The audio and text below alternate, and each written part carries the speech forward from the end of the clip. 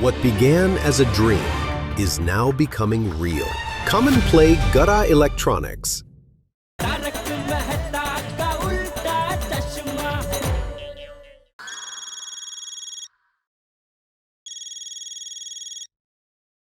Popatlal, hello Popatlal, कैसे हो? बोलो।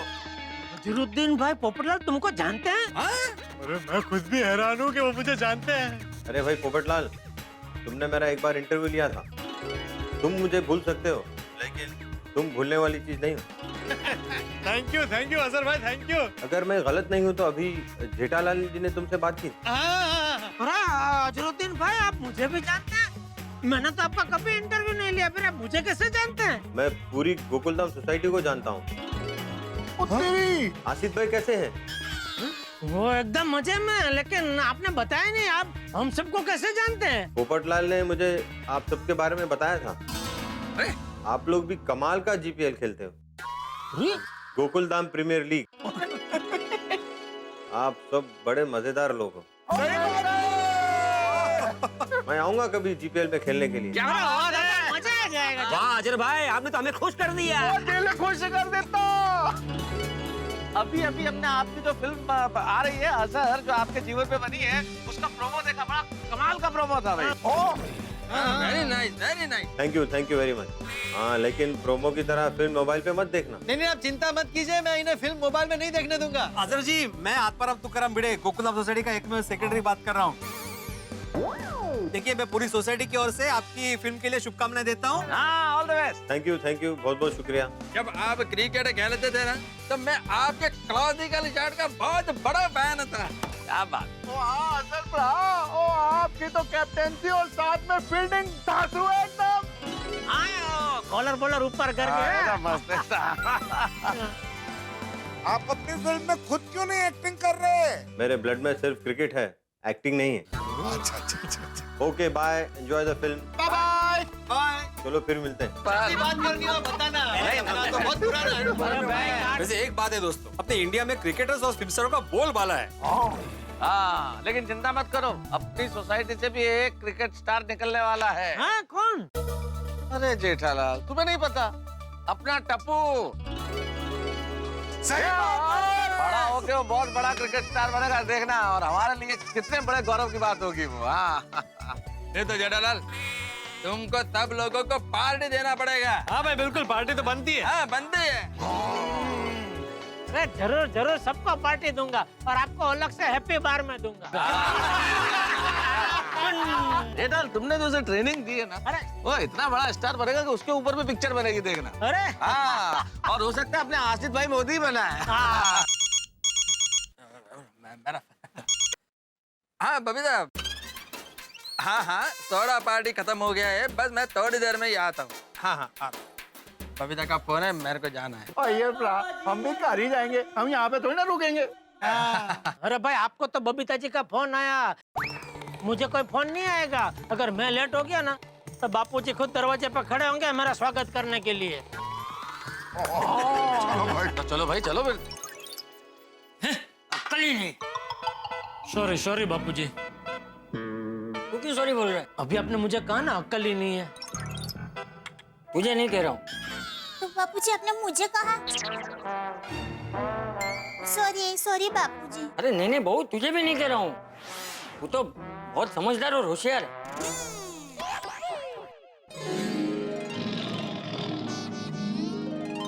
तो बापूजी आपने अपने आप को कहा? नहीं बापूजी, आप तो बहुत होशियार है। अरे आजकल की पीढ़ी को कह रहा हूँ, अक्ल ही नहीं है। तो आजकल की पीढ़ी तो हम ही हैं, मतलब आप हमको ही कह रहे हैं। तो एक साथ बोलेंगे, 1 2 3। सॉरी बापूजी। ये अक्ल वगैरह ना, तुझ में अक्ल नहीं है ऐसा नहीं कह रहा हूँ। एक मिनट बापूजी, आप मुझे कंफ्यूज कर रहे हैं। एक तरफ कह रहे हैं कि अक्ल वगैरह ना, और दूसरी तरफ कह रहे हैं कि मुझ में अक्ल नहीं है, ऐसा आप मुझे नहीं कह रहे। तो क्या इसमें समझने का क्या? चिठिया की माँ, इस नंग को कैसे समझाऊं? टप्पू के पापा, आप बापूजी की बात पहले पूरी तरह शांति से सुन लीजिए। अच्छा, एक मिनट। बोले बापूजी। अरे मैं ये कहना चाह रहा था कि आजकल की पीढ़ी के पति पत्नियों में बिल्कुल अक्ल ही नहीं है। सहन शक्ति नाम की कोई चीज ही नहीं। उन्हें ये समझ ही नहीं है कि पति पत्नी का रिश्ता जन्मों जन्म का रिश्ता होता है। उसे छोटी छोटी बातों में तोड़ना नहीं चाहिए। हाँ, एकदम सच कहा बापूजी। मैंने अभी अभी सुना था एक पत्नी अपने पति से इसलिए अलग हो गई क्योंकि उसका पति रात को खर्राटे लेता था। अरे हाँ, मैंने भी अभी बीच में अखबार में पढ़ा था बापूजी कि एक पति ने अपनी पत्नी को डाइवोर्स इसलिए दे दिया क्योंकि वो पत्नी पूरा दिन इंटरनेट पे बिजी रहती थी। आजकल की पीढ़ी अपना असली परिवार छोड़कर इंटरनेट की झूठी दुनिया में खो गई है। ये इंटरनेट की वजह से कितनी शादियां टूट रही है। और नहीं तो क्या, शादी को मजाक बना दिया। पहले के जमाने में लोग संयुक्त कुटुंब में रहते थे तो पति पत्नी परिवार की शर्म की वजह से आधी लड़ाई भूल जाया करते थे। हाँ। पर कभी मन मुटाव हो भी जाता था तो घर के बड़े बुजुर्ग बात को संभाल लेते थे, पति पत्नी को समझाते थे और पति पत्नी समझ भी जाते थे, घर टूटने से बच जाते थे। अरे भाई, विवाहित जीवन में जिंदगी भर की परेशानी हो तो समझ में आता है, लेकिन आजकल तो छोटी छोटी परेशानी में भी शादियां टूट रही। पल भर के लिए भी किसी को परेशानी सहन नहीं करनी। हाँ। नहीं माना कि अन्याय सहन नहीं करना चाहिए, लेकिन आजकल तो छोटी छोटी बातों के लिए अलग हो जाते हैं। अरे भाई, पति और पत्नी को एक दूसरे की छोटी बड़ी कमजोरियों को समझकर उसे सुधारने की कोशिश करनी चाहिए। हाँ। एकदम सही कहा बापूजी। लेकिन आजकल की पीढ़ी को कौन समझाए कि अगर थोड़ी धीरज रखे, मुश्किल भरे वक्त को शांति से गुजर जाने दे, तो आधी से ज्यादा मुश्किल है हवा की तरह छूकर बिना नुकसान किए निकल जाएगी। हाँ, मेरी माँ भी हमेशा कहती है हालात को तूफान की तरह लेना है कि हाथ पंखे के हवा की तरह लेना है, वो हमारी सोच पर निर्भर रहता है। एकदम सही कहती है वेवान। भगवान आजकल की भटकी हुई पीढ़ी को सही सोच और समझ दे। कहाँ जा रहे हैं बापूजी? सोने जा रहा हूँ। शुभ रात्रि। शुभ रात्रि। बापूजी सही कह रहे हैं। नहीं, बापूजी के उम्र के लोगों को ही आज की पीढ़ी की पड़ी है, पर आज की पीढ़ी के लोगों को अपनी खुद की पड़ी ही नहीं है। ऐसी बात नहीं है दया। आज की पीढ़ी में हमारे जैसे कुछ लोग हैं जिनको खुद की तो चिंता है, लेकिन आने वाली पीढ़ी की भी चिंता है। नहीं टप्पू के पापा, हम आज की पीढ़ी के नहीं हैं, हम बापूजी के पीढ़ी के भी नहीं हैं, हम बीच की पीढ़ी के हैं। क्या है, आज की पीढ़ी है ना। दया, एक काम करते हैं, अभी इस विषय पे चर्चा नहीं करते, क्योंकि क्या है, ये विषय बहुत भारी है। इस पे चर्चा करते रहेंगे ना तो नींद उड़ जाएगी, फिर पूरी रात जागना पड़ेगा। ओहो, ऐसे कैसे नींद नहीं आएगी? मैं आपको इतना मस्त हालड़ा सुनाऊंगी ना कि मैं हमेशा के लिए सो जाऊंगा। अरे शुभ शुभ बोलिए। मैं अकेला शांति से सो जाऊं और तू जागे, तो ऐसा हालड़ा लगा जिससे सिर्फ मुझे नहीं, तुझे भी शांति से नींद आ जाए। वाह, आपको मेरी कितनी फिक्र है।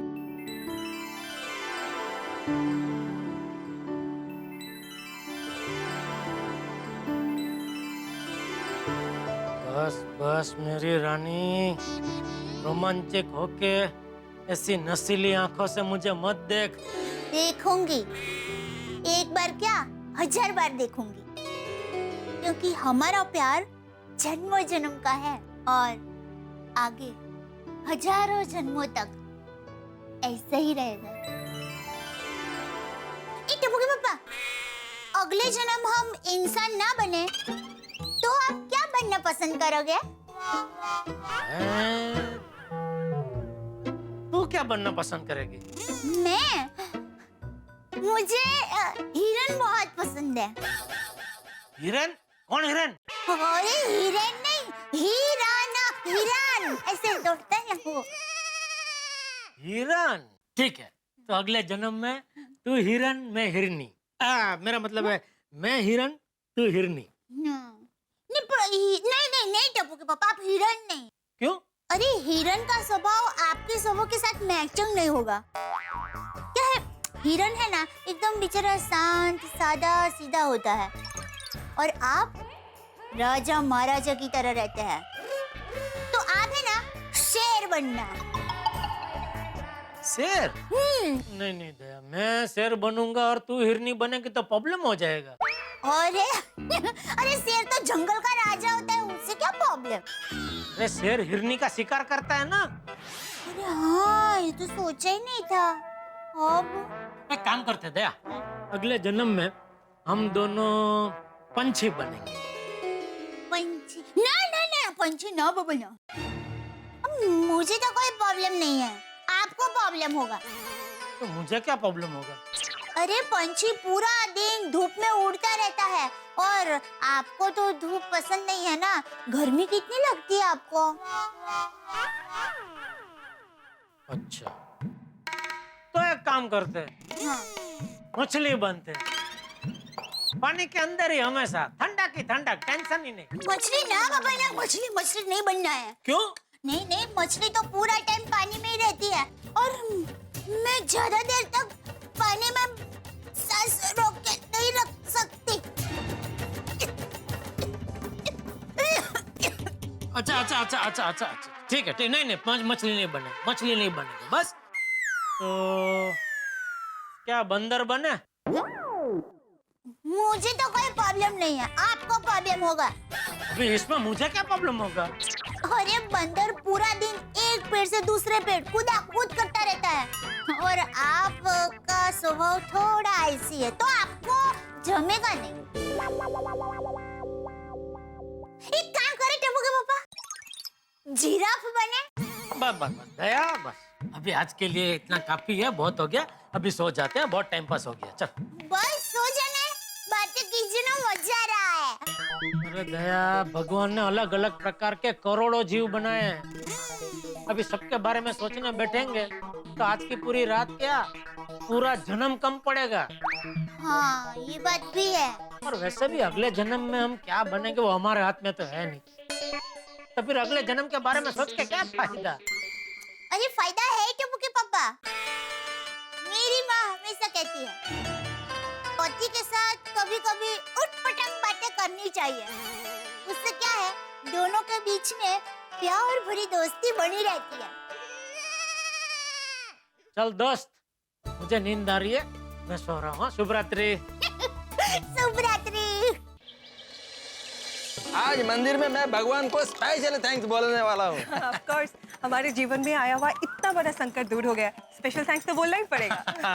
अरे नमस्ते चाचा जी। हाँ जी करो, कहाँ मंदिर जा रहे हो? जी हाँ, एक्चुअली नए दिन की शुरुआत आज भगवान के आशीर्वाद के साथ करती है। अरे वाह वाह, ये तो बहुत अच्छी बात है, जो कुछ भी हुआ उसे भुलाकर नए दिन की शुभ शुरुआत है। थैंक यू चाचा जी।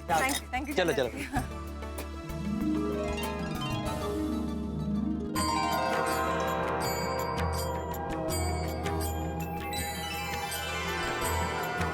कविता, ये है पनसवाड़ी का तिरुपति बालाजी मंदिर। ये है ध्वज स्तंभ, ये पूरा गोल्ड का है और इस मंदिर में इसका बहुत इम्पोर्टेंस है। चलो मैं तुमको मंदिर दिखाता है। कविता, ये देख रही हो, ये साउथ इंडिया में दिव्य देश के 108 देवताओं के फोटो हैं और वो नीचे देखा, नीचे वो भगवत गीता के 18 अध्याय लिखा हुआ है। आओ मैं बताता, आ जाओ।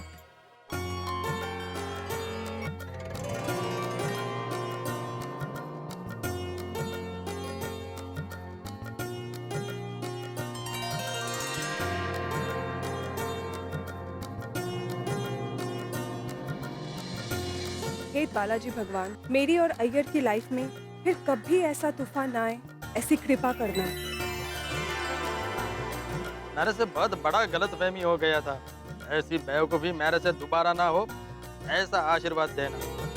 और भगवान, अय्यर ने मुझे प्रपोज डे पर जैसे सरप्राइज दी थी, ऐसी सरप्राइज मुझे लाइफ टाइम देता रहे। हाँ, पर स्वीटी जैसे सरप्राइज सपने में भी ना दे। और हाँ भगवान, गोकुल धाम वासियों पर भी आपकी कृपा हमेशा रखना। और हमको जितना भी खुशी और प्यार दो, उससे भी डबल खुशियाँ और प्यार हमारे गोकुल धाम वासियों को देना।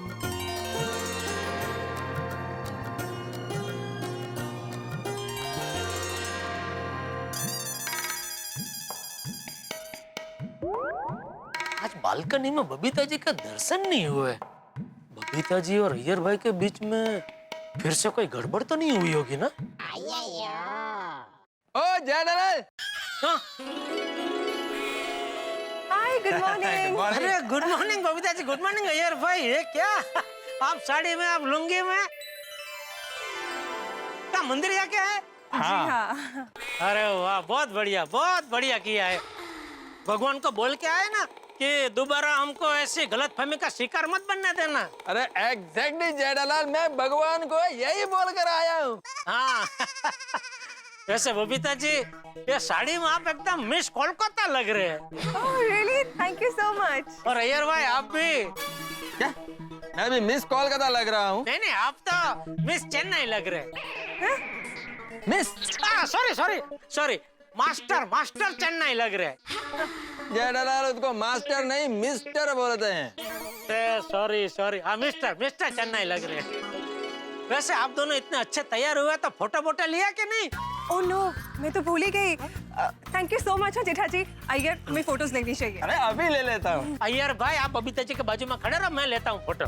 जेठा जी, आप मेरे फोन से ले लीजिए। अच्छा ओके, ये लीजिए। हाँ। Thank you. अरे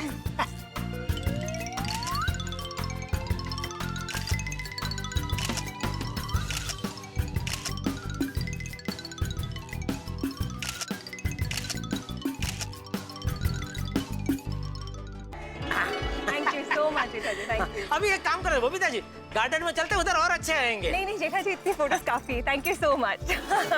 थैंक यू सो मच ये सजेशन देने के लिए कि हमें फोटोज क्लिक करनी चाहिए। देख तो लीजिए बराबर आए कि नहीं। हाँ। वाह।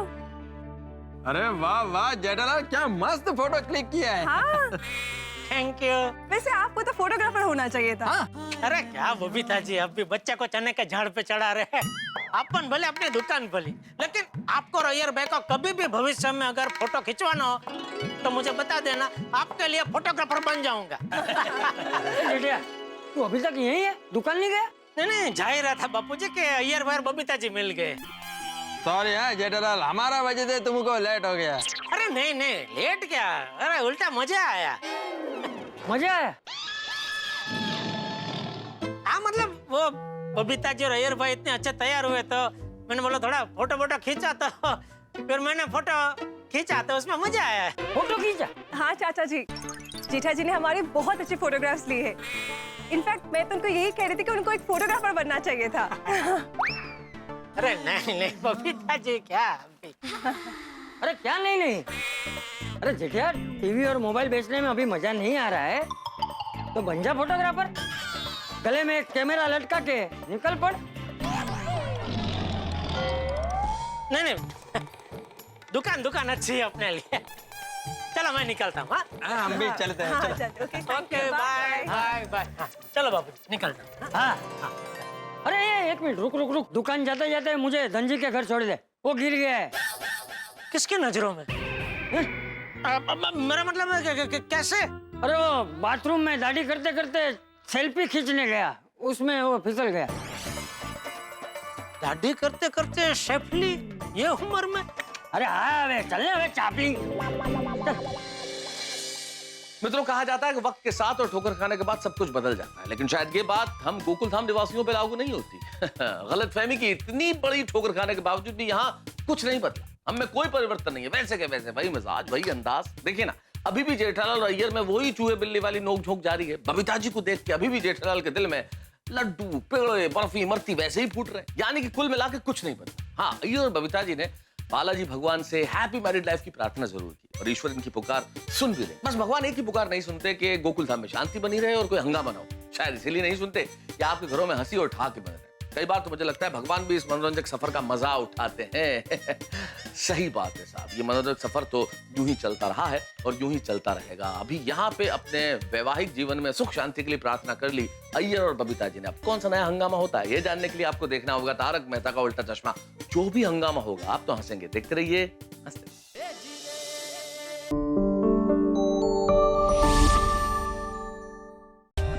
For more updates, subscribe to our channel, click the show links and enjoy watching the videos.